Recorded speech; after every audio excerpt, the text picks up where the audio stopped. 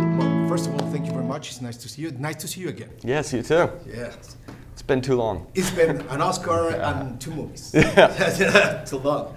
Well, my first question is, obviously, why you choose. For me, it's a movie about mourning. Yeah.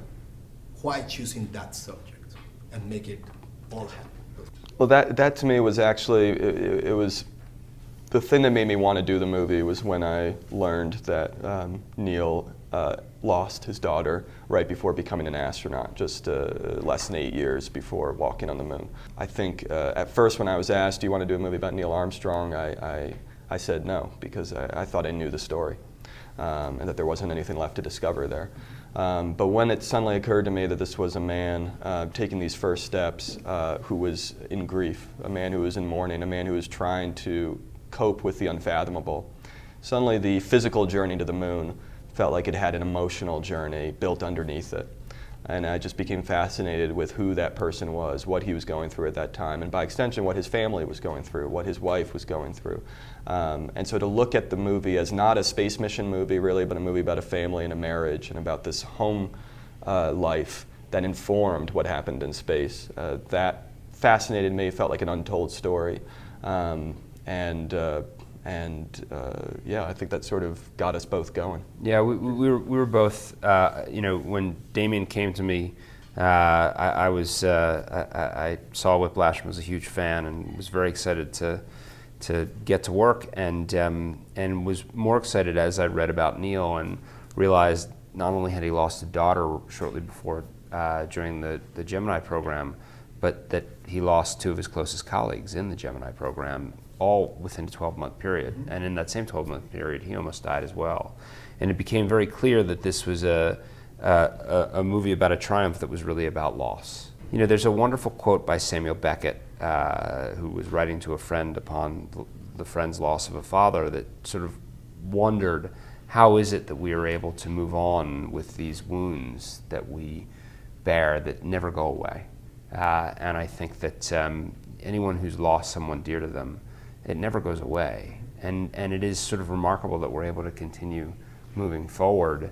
And I think the worst thing I could ever imagine is the loss of a child. And so we just thought, there's a really remarkable story here that we really wanted to tell. As a director, why you choose to make it, even the poster, all in extreme close-ups? I think it was in many ways an attempt to do the opposite of what history had given us, what the sort of official version of events was. Today I think we have this sort of distance of almost 50 years from the lunar landing, and so you can almost forget that these people were human beings, that they were ordinary human beings who, in between flying to space had to take out the trash and clean the pool and take care of kids and went through also universal family troubles, both joys and problems. And it felt to us, I think, that if the movie could really adopt a sort of up-close and personal, intimate style, it would hopefully counterintuitively maybe make the film feel more universal, wind up making what they do feel even more epic, because you understand them as flesh and blood human beings who hurt, who suffer, who have doubts, who have uncertainties, but who persevere all the same. Buzz Aldrin, it's a great character. You have, I don't know, maybe 1 or 2 blinks for a character. Why that character is not more involved on the film, on the script and on the film? That relationship, that character is great villain, or it's not another kind of hero, I guess. I don't know. I think Buzz's story is a different story, and I think that there were any number of things that there were a couple things that we wrote that didn't make the film. There's a very famous simulation moment where they're both, where they're simulating landing on the moon and Neil crashes and they have an argument afterwards, and we wrote that scene and it just didn't quite fit. There's a great scene we shot right when they're trying to get off the moon. The breaker that arms the ascent engine broke, and Buzz actually figured out how to fix it. We shot that scene, didn't make the film. I think we were very much focused on Neil, and this particular story, this very personal story, a lot of what Buzz, has done before, has been chronicled, whether in books or in other representations.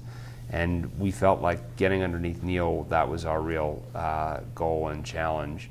And so Buzz is certainly a wonderful character and a very valuable one.